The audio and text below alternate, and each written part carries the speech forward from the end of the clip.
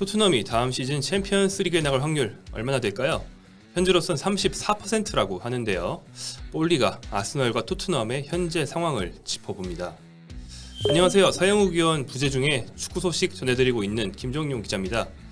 지난 주말 프리미어리그는 아스널 응원하시는 분들께 아주 기쁘고 토트넘과 손흥민 선수를 응원하시는 분들께는 아쉬움으로 가득했을 것 같습니다. 지난 토요일 먼저 경기를 한 아스널이 맨체스터 유나이티드에 3대1로 깔끔한 승리를 거뒀죠.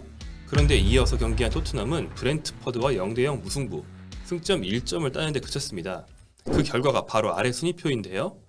이렇게 됐습니다. 이번 패배로 맨체스터 유나이티드가 완전히 떨어져 나가고 웨스트햄 역시 최근 부진으로 4위 가능성이 희박해진 지금 챔피언스리그 출전권 하나를 둔 경쟁은 아스널과 토트넘의 레이스로 좁혀졌습니다.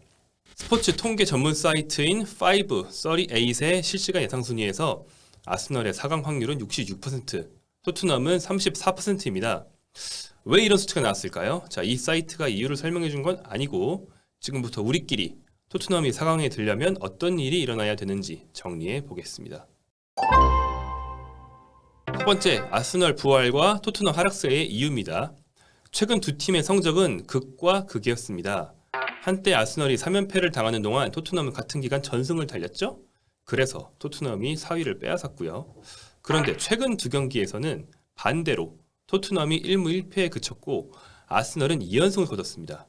토트넘의 상대가 브라이턴과 브랜퍼드, 아스널의 상대는 첼시와 맨유였다는 것까지 감안하면 아스널의 대진운이 훨씬 나빴는데도 이런 결과가 났어요.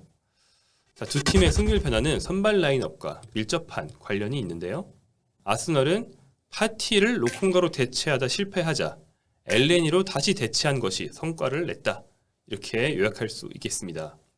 아르테타 아스널 감독은 주전 미드필더 토마스 파티가 부상으로 빠진 뒤에 유망주 로콩가를 대체 선수로 기용했지만 3연패 중 2패가 로콩가를 선발로 썼을 때 나왔습니다. 로콩가가 영 아닌 것 같자 대신 등장한 선수가 엘레니입니다. 엘레니는 한때 부진을 겪었고 또 계약 만료를 앞두고 있어서 더 기용하기 껄끄러운 선수였지만 일단 자카의 파트너로 나오자 기대 이상으로 잘해주고 있습니다.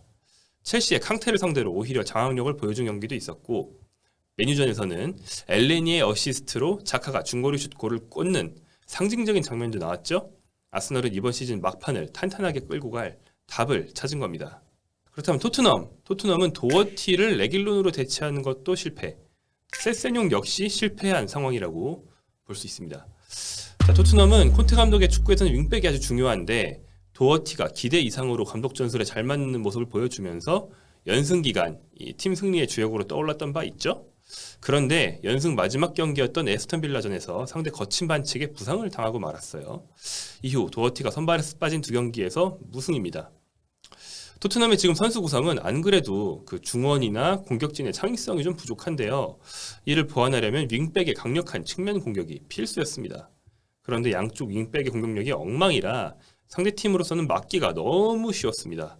브라이턴과 브랜퍼드는 거의 똑같은 전력으로 토트넘을 봉쇄했고 토트넘은 두 경기 합쳐서 유효슛이 0회였습니다. 이 도어티 없는 토트넘의 공략법이 나와버린 거죠. 아스널의 부활과 토트넘의 부진 모두 이번 시즌 끝날 때까지는 이어질 수 있는 이유 있는 현상입니다. 콘테 감독이 도어티 공백에 대한 특단의 대책을 내놓지 못한다면 토트넘의 34%는 0%에 수렴할 수도 있겠죠. 두 번째, 잔여 일정의 난이도입니다. 자, 두 팀의 남은 일정은 어떨까요? 아스널은 이렇게 5팀을 만나게 되고요. 토트넘 역시 5팀을 만나게 되는데 일단 가장 눈에 띄는 건 그중에 세 번째 경기인 맞대결입니다. 맞대결은 토트넘이 홈이라서 조금은 유리하다고 할 수 있겠죠?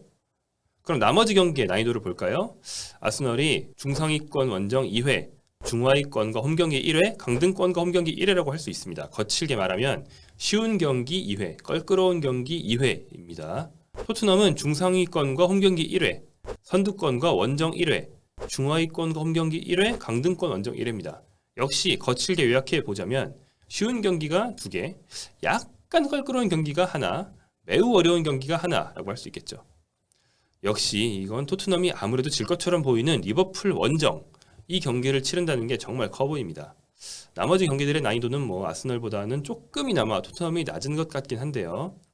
모든 대진을 종합해 볼 때 토트넘이 약간 살짝 더 나쁜 대진이다라고 말할 수 있겠습니다. 자, 결론입니다.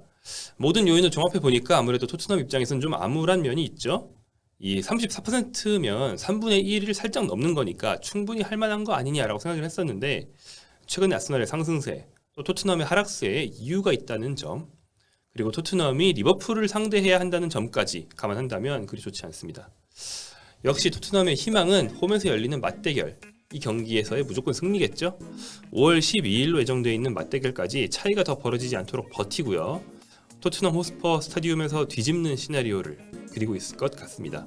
그러려면 토트넘은 지금보다는 조금 더 분발이 필요하겠네요. 볼리였습니다.